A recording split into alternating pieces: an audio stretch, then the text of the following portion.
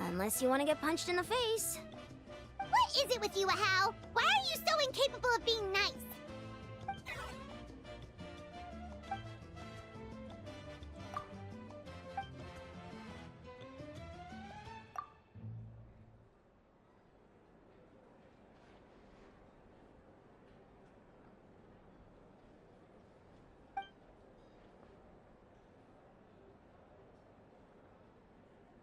The Collective of Plenty was the furthest from the Abyss's entry point, so they didn't have as many monsters to deal with. From what I hear, they got off relatively unscathed. But it might have been a different story if Chasca hadn't gotten there when she did. That's good to hear. All's well that ends well.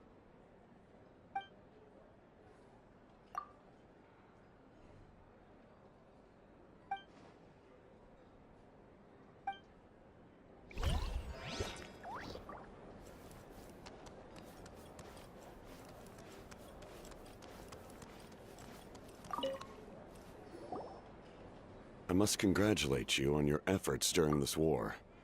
I'm told you have proven yourself to be an outstanding adventurer and warrior. You remind me of the Prince. The similarities in your approach are striking, especially when you told me you wanted to win. I hope you will see him soon. Hey, Ororon! How are the Masters of the Nightwind doing? Granny Sealolly's been there the whole time, and she's a tough one. I think we should be fine. I'm sure there'll be some patching up to do, though. That's a job for the young folks. I should probably head back so I can pitch in. Do you need support from the Fatui? Probably not. There are a lot of older folks in our tribe, and I suspect they would find your comrade's presence a little distressing. Right, 'cause often they look like a bunch of intimidating thugs. Well, also in my tribe, excessive use of elemental energy is bad for your eyesight. Oh, right. Okay.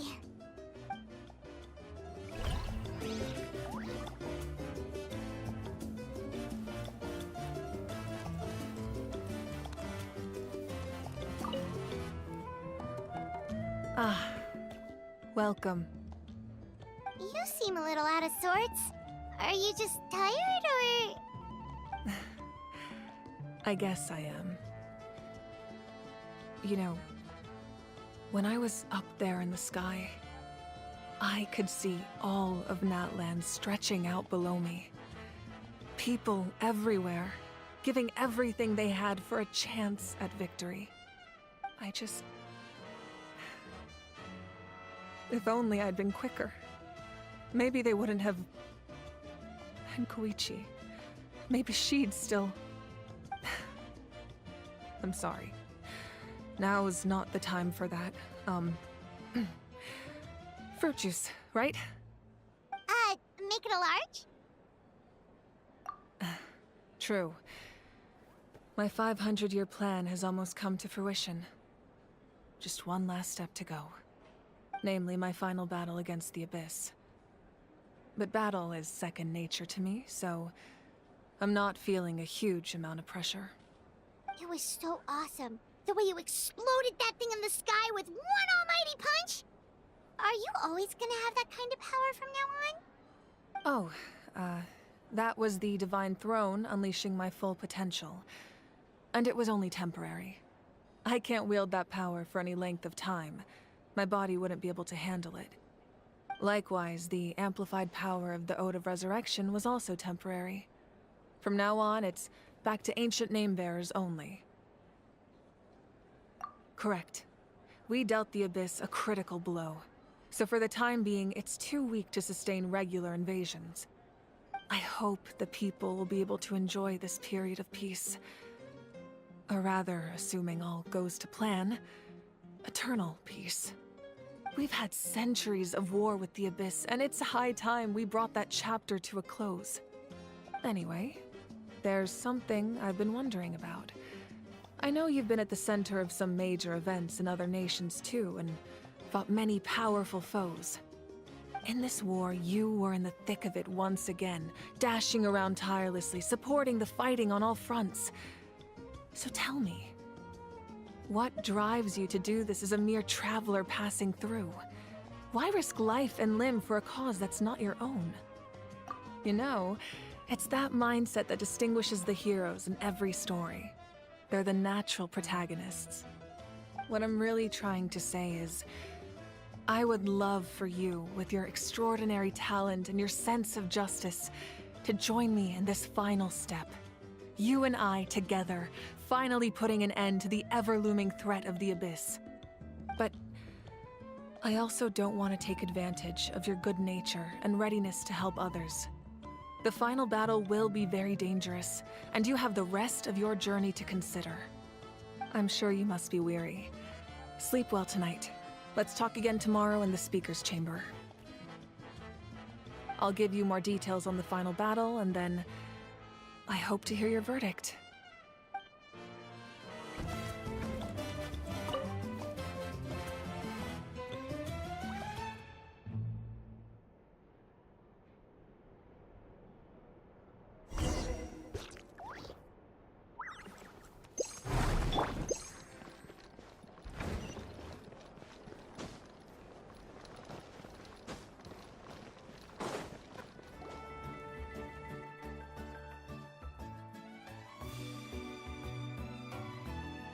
Hey, Traveler, Paimon. There you are. I've been looking all over for you.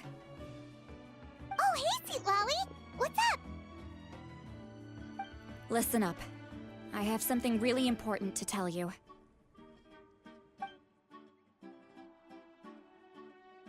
What? Are you serious?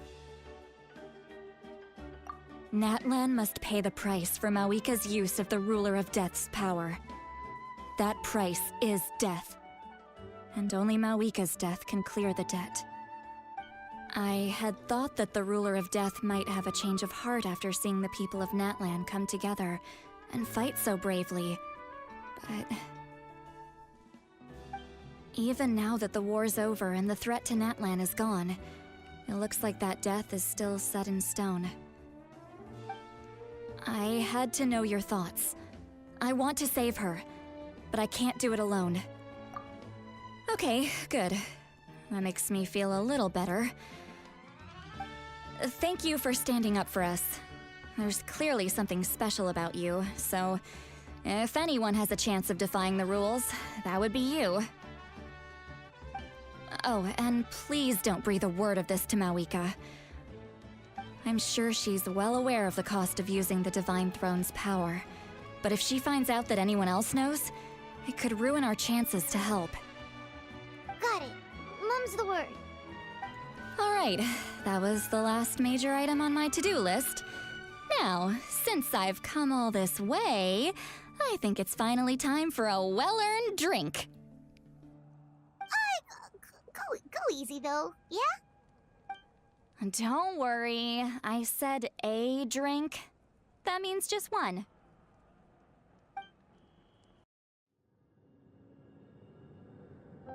All right, you little munchkin. If you keep pestering me, I'm gonna have to get serious. I get 100 kids a day telling me they want to be the next Pyro Archon. Why should I train you? Nagging isn't gonna accomplish anything. No one can predict the future, and unless you have some exceptional jaw-dropping talent I'm unaware of. I can shoot those cornflakes in your kitchen from right here. Don't be ridiculous. You couldn't make that shot from all the way over here? Wait, hold on. You could hurt someone with that. Well, I'll be. You made the shot. The science of the canopy raised him tough. That's some real skill you got there, little lady. Maybe you really will be Pyro Archon one day.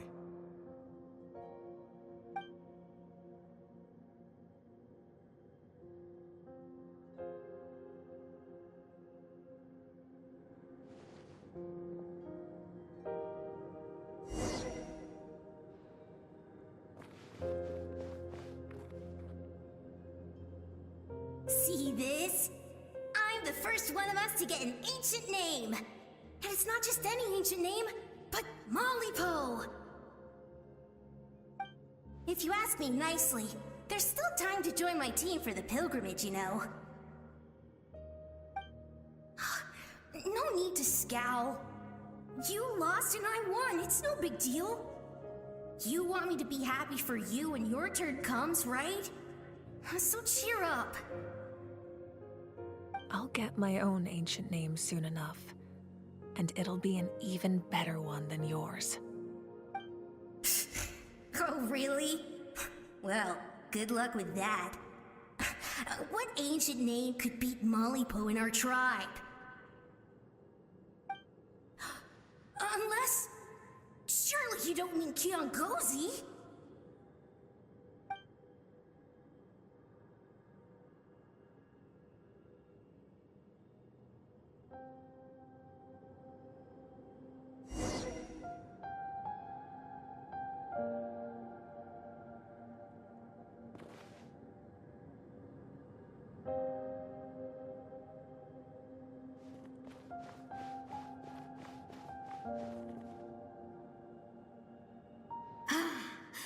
That was fantastic. I can't believe I beat you in a wrestling match for once. Can't be more than a few days now until you're officially made the Pyro Archon. Imagine me trying to schedule a wrestling session with you after that. Excuse me, Pyro Archon, but would you be able to take a day off from running the nation to wrestle with me? I heard that the Pyro Archon inherits the knowledge stored in the sacred flame. And apparently it can change your personality. I can't help but feel a little worried. Worried that you won't be able to beat me in a wrestling match anymore? Why would I be worried about that? Never mind. Clearly I'm just overthinking things. Why would you forget about me just because of some new job? Even if that job happens to be Archon. Come on, one more round.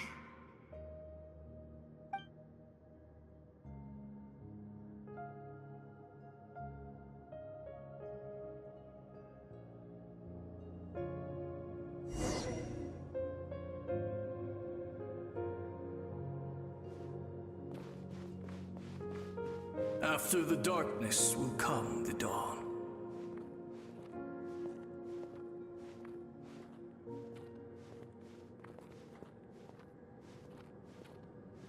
No one fights alone.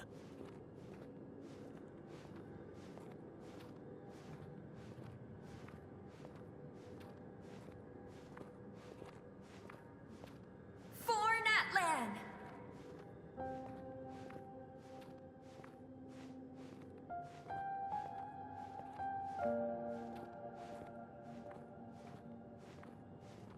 Look at the sky! It's getting brighter at last!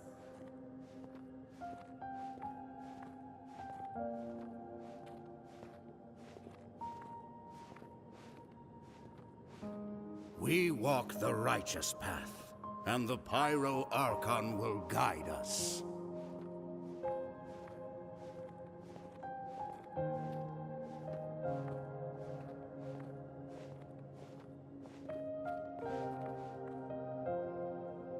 The victors shall burn bright, while the losers must turn to ash. I have done what is required of me. The rules are now written into the Night Kingdom, and this will help you to stand against the Abyss. It is still not enough. All this can do is give my people courage. It will not see us through a true catastrophe. If you are to make the Natlanese alone bear the consequences of a broken world, you will have to bring more to the bargaining table. You are the greediest human I have ever met, and the fiercest negotiator. No other would seriously ask to borrow my power. My domain is death, and its power comes at a great price. The question is, are you prepared to pay? I need that power. Only a hero can truly wield it, and heroes are not afraid of dying. No, A fear of death is ingrained in all living things. If the wielder of this power cannot conquer their fear, countless innocent lives will be claimed in their stead. For only then can the price be paid. Those are the rules. Mine is a nation that will not yield to the Abyss, and it will certainly not yield to your rules. As their culture and civilization is transmitted through the generations and their faith grows, the people will go from strength to strength and reach heights that even I cannot dream of. Very well. I shall agree to help you. But I am merely a shade, and I do not have as much freedom to do as I please as you might think. Then what do you propose? Keep this a secret. If I am questioned about it, I will deny all involvement and claim that treacherous Xbalanque stole my power. That will not be a problem. Thank you. I am glad we could reach an agreement.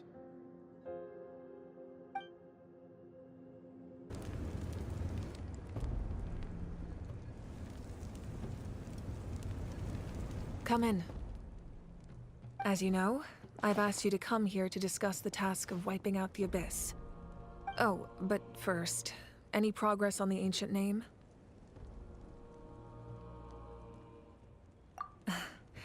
I'm surprised she was willing to help you, and by extension, me. I'm very grateful to her. Wait, hold on. Wasn't the whole point of the ancient names for winning that huge battle? Why would the Traveler still need one by this point? That's right. The Abyss has retreated to the depths of the Night Kingdom, a place that has long since been corrupted by abyssal energy. If we don't finish them off and restore the ley lines, the threat they pose to Natlan will remain. The battle we fought yesterday, we may one day have to fight again. This is the fate Natlan has always been resigned to. For thousands of years, we have struggled on the brink of a looming darkness and never known true peace.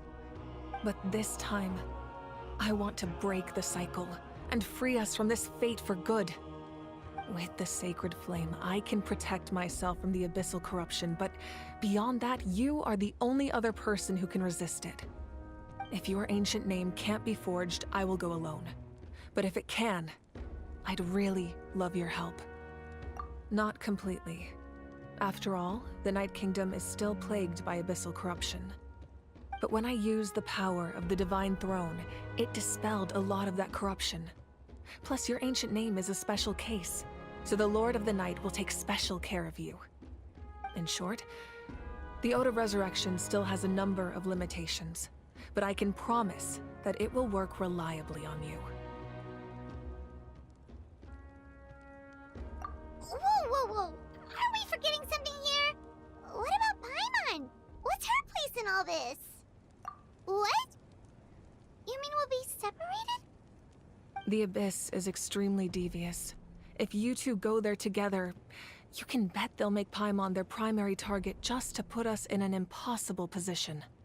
Paimon wasn't that worried, but now she's petrified. What will you do without me?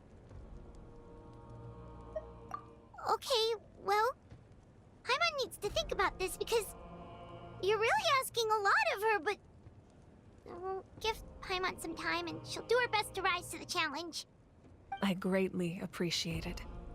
Everyone in Natlan knows how important this final battle is.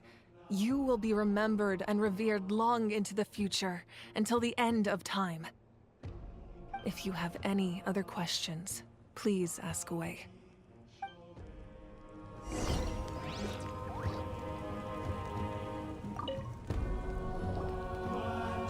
As I've said, if you have any other questions, please ask away. The work of rebuilding is underway, and people are flocking to join the effort. With everyone rallying together, I'm sure it won't be long before there's no trace left of the damage done by this war. The healing process, on the other hand, that's a bigger obstacle to overcome. Many are grieving, and there's simply no replacing the ones we lost. As the sun rises once more and we rediscover the ability to believe in the future, we must never forget their sacrifice. False sky. I have heard this expression before, but I think this was the first proof of its existence. I think there's a lot of investigating to be done to understand what the fragments behind the sky are and why they were hidden in the first place. However, from what the Adventurers Guild tells me, neither the split sky phenomenon nor the fragments have ever been observed in any other nation. My guess is that the Heavenly Principles wants them kept a secret. I just hope they don't cause me any trouble over it. Oh, you should be fine. We did something much crazier back in Fontaine and we're still here. Well, that's good to know. Anyway, the line I'm going with for the masses is astronomical anomaly. And I don't expect much of a backlash. Meanwhile, we can look into it at our own pace. That wasn't their souls we saw, but a snapshot of them in time.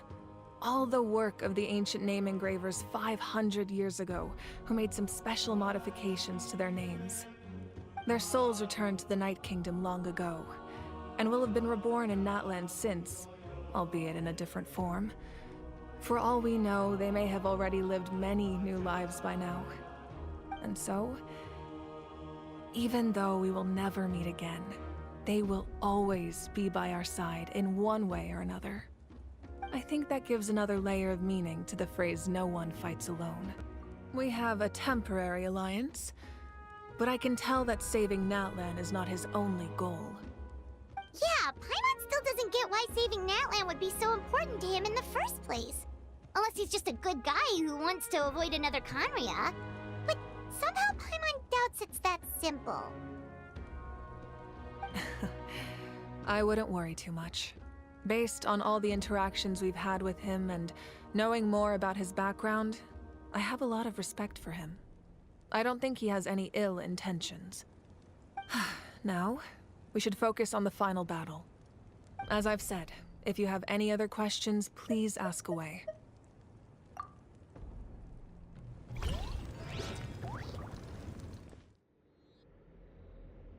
The Outlander with deep ties to this land returns. And this time, he is alone. The power that the Pyro Archon used to strike back at the Abyss came from the Ruler of Death. From what I know of her rules, she will demand death in return. How do you know of this? I see. So, the Ruler of Death sent you on your long journey. Natlan still has a final battle to fight, and I too have a final foe to face. For the sake of those countless lost souls, and a hope for Natlan's future, I need your help.